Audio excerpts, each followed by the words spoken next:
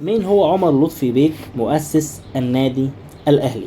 عام 1867 اتولد عمر لطفي بيك في مدينة الإسكندرية.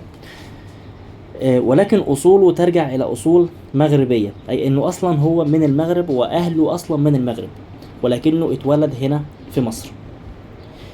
وجاءت أسرته كلها في عهد محمد علي باشا من المغرب، واستقروا هنا في القاهرة في اسكندرية. تلقى العلم بعد كده، يعني دخل مدرسة في مدرسة الجمعية الخيرية اللي أسسها عبد الله النديم. ثم بعد كده انتقل منها الأسرة كلها، انتقلت من الإسكندرية وراحوا على القاهرة في مدينة بولاق، وأتم دراسته هناك في مدرسة كانت تسمى بمدرسة الفرير. التحق بعد كده في مدرسة الحقوق وتخرج منها سنة 1886، واشتهر في الوقت ده يعني بالنبوغ بتاعه، وتدرج في المناصب وإلى آخره.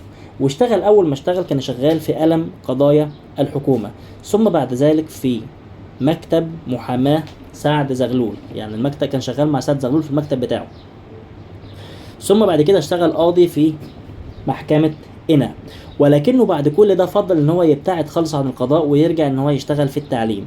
وفعلا اشتغل كمدرس في مدرسة الحقوق، واصبح بعد كده وكيل للمدرسة دي. ثم بعد كده سابها تاني وراح يشتغل تاني في مجال القضاء، وفتح مكتب محاماة الى ان توفى. فضل شغال في المحاماة لحد ما توفى. طيب، فكرة تأسيس النادي الأهلي بقى جات له ازاي؟ فكرة التأسيس جت إن هي بعد المدرسة، بعد النادي اللي كان اسمه نادي طلبة المدارس، لما الإنجليز قفلوه عشان طبعا كان بيكون فيه السياسة وكده. جه عمنا عمر لطفي عمل إيه؟ جمع الناس اللي هم كانوا الناس الوطنيين في الوقت ده، واللي هم كان منهم طبعا مصطفى كامل، وكان في بعض من الوزراء وبعض من الناس الكتير في من مصر كلها. اتجمعوا مع بعض إن هم عايزين يأسسوا نادي يكون نادي الوطنية، نادي للشعب بمعنى صح، عشان خاطر الشباب بيطلعوا من المدارس او من الجامعات يقضوا وقتهم اللي هو وقت الفراغ فيه وفي الاجازات والى اخره.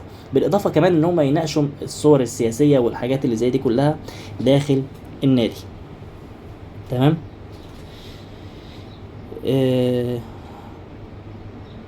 وطبعا كان مصطفى كامل كان من ضمن الناس دي، يعني كان من ضمن الناس الوطنيين اللي هم كانوا ساعدوا في الموضوع ده. وفعلا اتأسس النادي الاهلي في الوقت الحالي اللي في الوقت ده، اللي هو كان سنة 1907.